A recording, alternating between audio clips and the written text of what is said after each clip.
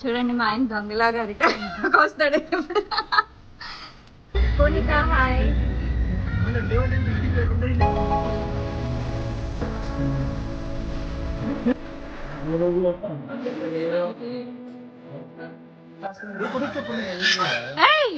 కొండ బిర్యానీ చేసుకోవచ్చు.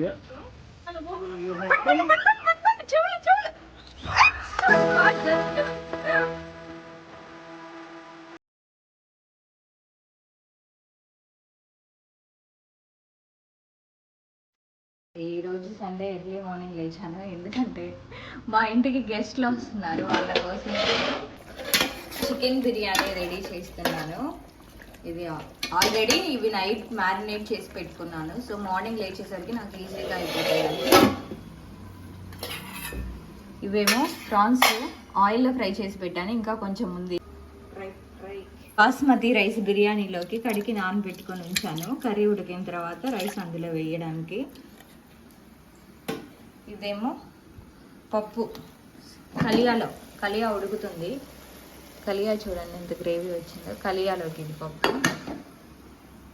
ఈరోజు మా టిఫిన్ దోశలోకి ఆల్రెడీ నేను ఎర్ర చట్నీ చేసి పెట్టాను. ఎర్ర చట్నీ దోశలోకి.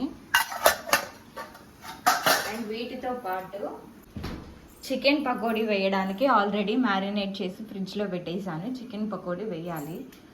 మీ సండే ఏమేమి స్పెషల్స్? మా ఇంట్లో అయితే వాళ్ళు వస్తున్నారని చెప్పి ఇన్ని స్పెషల్స్ చేసాము. నార్మల్గా అయితే మేమిద్దరం ఇన్ని తినాము. సో అదండి సంగతి. మా వారి ఫ్రెండ్ వాళ్ళ ఫ్యామిలీని ఈ సండే మా ఇంటికి ఇన్వైట్ చేసాము. చూడండి మా ఆయన దొంగలాగా వస్తాడు. కేరళలో ఏంటంటే ప్రతి ఇంట్లో కంపల్సరీగా ఉండే చెట్టు ఏంటో తెలుసా? అరటి చెట్టు. కానీ మా ఇంటి ఓనర్ మాత్రం అరటి చెట్టు వేయలేదు. ఎటు మేము ఉండము కదా, ఉండేది రెంట్ హౌస్ వాళ్ళే కదా, వాళ్ళు ఎందుకు అనవసరంగా అరటికాయలు తినేది అనుకున్నాడో ఏమో మరి, వెయ్యలేదు. మా ఇంటి పక్కన అయితే చాలా చెట్లు ఉన్నాయి. మేము బిర్యానీ చేసిన ప్రతిసారి వెళ్ళి అరిటాకులు కోసుకొని అరిటాకులో భోజనం చేస్తాము. ఇదే మా ఇంట్లో ఉన్న బావి. ఇక్కడ వాటర్ క్యాన్ ఎంత ఉంటుందో తెలుసా? మన సైడ్ 10 రూపీస్ ఉంటాయి, ఇక్కడ ఒక్కొక్క వాటర్ క్యాన్ వచ్చేసి 50 రూపీస్ ఉంటుంది. అందుకే మేము ఆ బావి నీళ్లు కాచి చల్లార్చుకొని తాగుతాము. చేసిన వంటకాలన్నీ వేడిగా రెడీగా ఉన్నాయి. బిర్యానీ అయిపోయిన తర్వాత దాన్ని మిక్సింగ్ చేసి వదిలేసాను. ఇక్కడ బాస్మతి రైస్ ఇండియా గేట్ దొరకలేదు, వీళ్ళ రైసే దొరికింది. ఎలా ఉంటుందో అనుకున్నాను కానీ రైస్ అనేది ఎక్కడా బ్రేక్ అవ్వకుండా బాగానే వచ్చింది. దీంతో పాటు రొయ్యల వేపుడైతే చేశాను. కారం కొంచెం తక్కువ వేయాల్సింది, బాగా మంట పుట్టింది తినేటప్పుడు. నెక్స్ట్ ఐటమ్ వచ్చేసి క్యాష్యూనట్ చికెన్ ఫ్రై. ఏం లేదండి, చికెన్ని ఫ్రై చేసుకొని కొన్ని జీడిపప్పులు ఫ్రై చేసుకొని దాని మీద వేసుకుంటే అదే క్యాష్యూనట్ చికెన్ ఫ్రై అయిపోతుంది. ఈ రెసిపీస్ అన్నీ ఆల్రెడీ మన ఛానల్లో ఉన్నాయి, అందుకే నేను వంట చేసేటప్పుడు వీడియో తీయలేదు. దీంతో పాటు కలియా పెరుగు చట్నీ చేశాను. అండ్ ఇంకొక ఐటమ్ మిస్ అయింది ఇక్కడ, పచ్చినెత్తాళ్ళు. అవి ఆల్రెడీ మ్యారినేట్ చేసి ఫ్రిడ్జ్లో పెట్టేశాను, ఈవినింగ్ స్నాక్స్ లాగా తినొచ్చు అని. ఇక్కడ అందరూ అరిటాకులో భోజనాలు తింటున్నారు. మా వాడికి కూడా నేను ఫుడ్ పెట్టేసి నేను తిన్న తర్వాత 2 ఫ్యామిలీస్ కలిసి కేరళలో one of the tourist place అయిన కౌతుకా పార్క్కి అయితే వెళ్తున్నాము.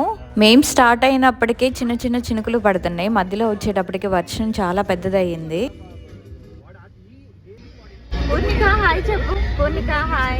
ఈ పాపను గుర్తుపట్టారా? అప్పుడు బర్త్డే అని షార్ట్ వీడియోలో పెట్టాను కదా, వాళ్ళ ఫ్యామిలీనే. మా వారికి జాన్ జిగిరి దోస్త్ అనమాట.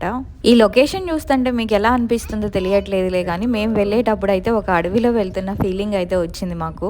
మా ఇంటి దగ్గర నుంచి ఈ పార్క్ అనేది చాలా డిస్టెన్స్ తక్కువ, ఒక 20 మినిట్స్ టైమే పడుతుంది.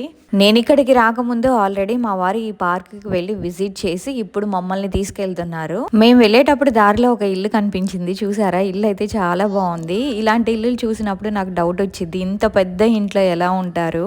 అసలు వీళ్ళకి భయం అనేది ఉండదా? భయం అంటే దయ్యాల గురించి కాదండి. మార్నింగ్ అయితే ఉండొచ్చు కానీ నైట్ ఇంత పెద్ద ఇంట్లో ఉంటే దొంగలు పడతారేమోనని. లేకపోతే పక్కన చెట్లు అయితే చాలా ఉన్నాయి ఇంటి పక్కన. చూసారుగా మనం వచ్చిన రూట్, అన్ని చెట్లు పొదల్లా ఉన్నాయి. వర్షానికి ఖచ్చితంగా పాములు వస్తాయి. మరి పాములు వస్తే ఎలా చేస్తారో? వీళ్ళకి ఇలాంటి భయాలు ఏమీ ఉండవు అనుకుంటా ఇక్కడ ఉన్న వాళ్ళకి.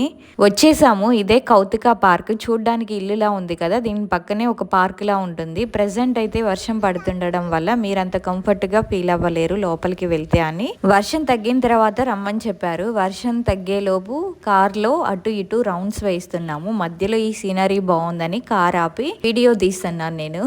ఈలోపు మా వారికి అదిరేపల్లి వాటర్ ఫాల్స్ గుర్తుకొచ్చింది. మొన్న ఫిష్ మార్కెట్కి వెళ్ళాం కదా, అక్కడి వాళ్ళు ఏం చెప్పారంటే వాటర్ ఫ్లో అనేది ఇప్పుడు ప్రెసెంట్ ఎక్కువగా ఉంది, అదిరేపల్లి వాటర్ ఫాల్స్ వైపు వెళ్ళకండి అని చెప్పారు. వర్షం తగ్గిపోవడంతో మళ్ళీ ఇదే ఇంటి మీద నుంచి మళ్ళీ పార్కుకి అయితే వెళ్తున్నాము. పార్కుకి వెళ్ళగానే ఎదురు నాకు ఒక చెట్టు కనిపించిందండి. ఆ చెట్టు నిండా కాయలే ఉన్నాయి. అసలు ఇవేం కాయలా అని వెళ్ళి ఒక కాయ తెంపి చూసాను. అది చూసిన పార్క్ ఓనర్, మీరు కాయ తెంపారు మేడం, వాళ్ళు చూస్తే మీకు ఫైన్ వేస్తారు అన్నాడు. సరే ఈ కాయ కాస్ట్ ఎంత ఉంది అని అడిగితే 300 to 500 ఉంటుంది అని చెప్పాడు. ఊరికే చెప్పాడు, ఏ పండు అంత రేట్ ఉండదు. అసలు ఇదేం పండు మీకు తెలిస్తే నాకు కమెంట్ చేయండి. ఇది తినేదైతే కాదంట, ఏదో చెప్పాడు, నాకు అర్థం కాలేదు. దీన్ని అయితే పారేశాను. आपको कितने लैंग्वेजेस मालूम? 4 मालूम है, लेकिन उतना डेप्थ नहीं है. कोई आएगा तो कम्युनिकेशन వర్షం పడేలు మనం చూసుకోవాలా. कम्युनिकेशन करने के लिए तो जानते हैं बस. ओछ क्या क्या लैंग्वेजेस मालूम? इंग्लिश, मलयालम, हिंदी, अरबी. हिंदी, अरबी. పదా ఇప్పుడు దాకా మనతో మాట్లాడారు కదా, ఆయనే పార్క్ ఓనర్.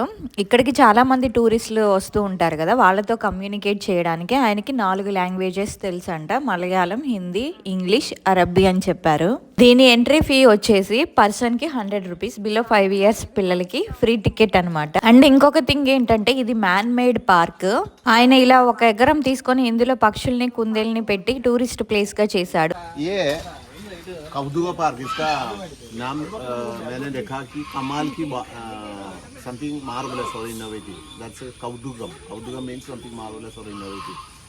यहाँ का मार्वलस क्या पूछेगा तो ये मेरे उत्तर.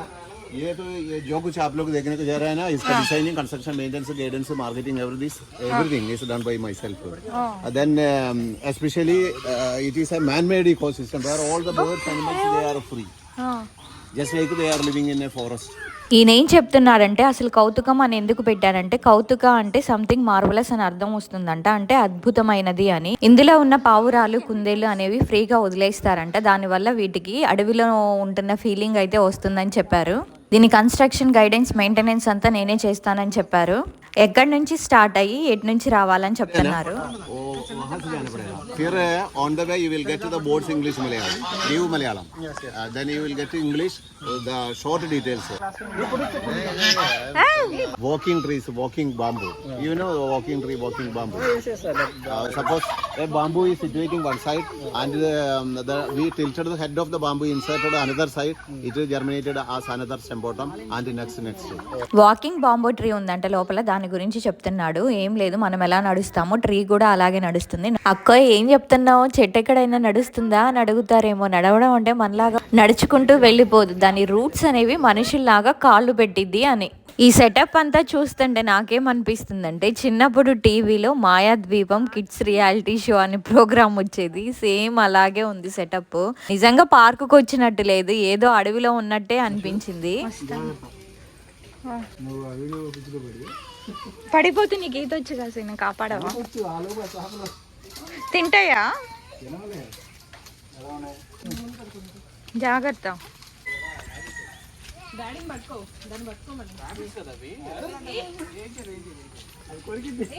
కొరికిద్ది చెయ్యి. క్యారెట్స్ తీసుకొచ్చిన పెట్టే వాళ్ళంగా మర్చిపోయా.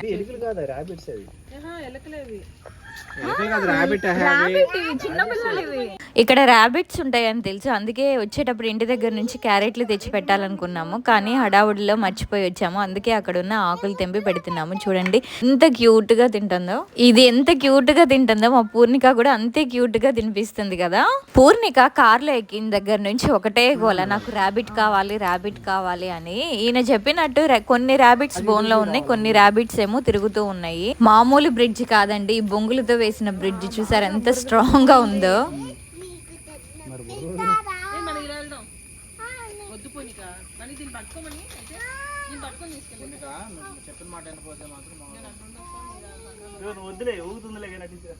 ఓకే,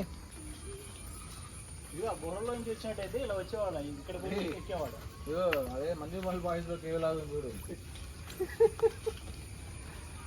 దాని మీద నుంచి నడిచి కూడా వెళ్ళొచ్చు, వెళ్ళలేని వాళ్ళు ఇలా సైడ్కి దారి కూడా ఉంది, అటు నుంచి కూడా వెళ్ళొచ్చు. మా వారు అక్కడ నిలబడి బోర్డు చదువుతున్నారు కదా, అక్కడ ఏముందంటే పూర్వపు రోజుల్లో చనిపోయిన వ్యక్తుల్ని కోమాలో ఉండే వాళ్ళని నేల బావిలాగా ఉంది ఇది, దాన్ని జారని పిలుస్తారంట.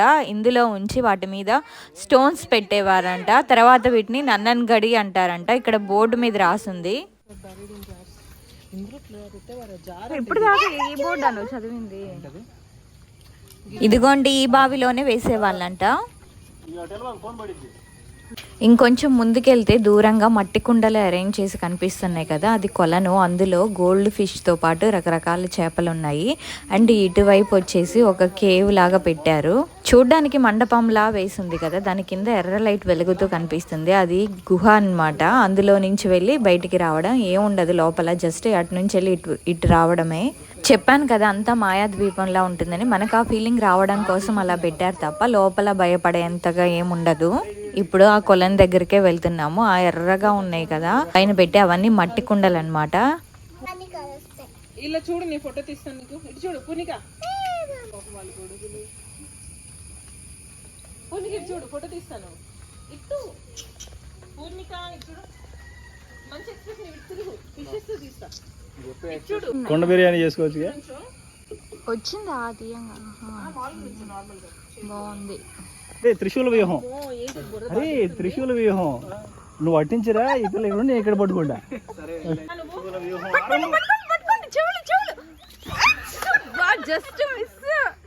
కానీ చేదుగా ఉంటుంది. ఇది చూసారా జాపత్రి, బిర్యానీలో వేసుకునేది. బయట చాలా కాస్ట్ ఎక్కువ, ఇక్కడ కింద పడి ఉన్నాయి అన్ని. కుందేళ్ళను పట్టుకోవడానికి ట్రై చేసాం కానీ బట్ అది దొరకలేదు, పారిపోయింది.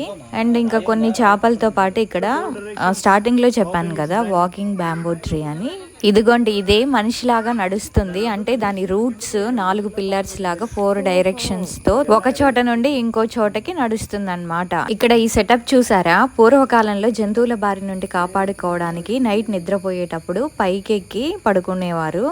ఇది కూడా వాకింగ్ బ్యాంబోనే. మనం ఈ పార్కులో తిరిగేటప్పుడు అక్కడక్కడ కుందేలు బోన్స్ ఉంటాయి, మధ్య మధ్యలో ఇలా పావురాలు ఎగిరిపోతూ ఉంటాయి. పార్క్ అంటే మన సైడ్ ఉన్న పార్కులా లేదు కదా, అడవిలో ఉన్నట్టే ఉంది. నిజంగా ఇది ఒక డిఫరెంట్ ఎక్స్పీరియన్స్. మొత్తానికైతే చాలా బాగా ఎంజాయ్ చేసాము. పార్క్ స్టార్టింగ్ నుంచి ఎండింగ్ వరకు ఎక్కడా అలసిపోలేదు. ఇదిగోండి పనస చెట్టు, పనసకాయలు ఉన్నాయి, 2 చిన్నవిగానే ఉన్నాయి.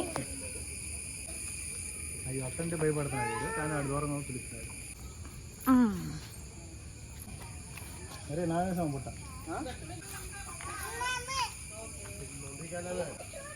అంత దూరం ఇదే పక్కనే, మన ఎంత దూరం రాలా.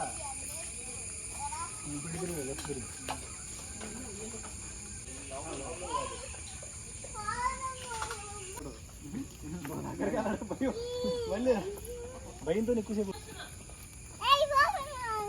జాగ్రత్త. అంటే మన ఎందుకు మనకి ఇది ముసల్లాగా ఉండేది క్రోకడైల్.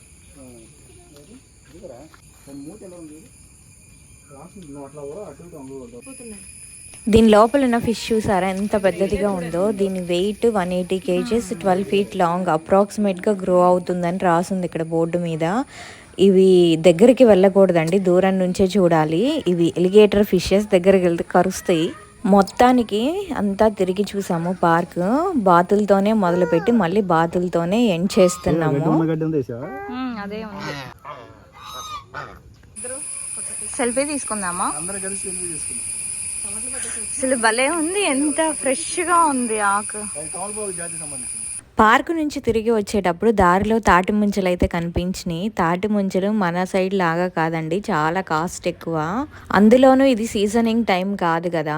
6 pieces 100 rupees చెప్పారు. జనాలందరూ వస్తున్నారు, 100 ఇచ్చి అర డజన్ ముంజలు అయితే తీసుకొని వెళ్తున్నారు. నేను ఇంకా అడిగితే 6 ముంజలు అనేవి 80 రూపాయలకి ఇచ్చారు.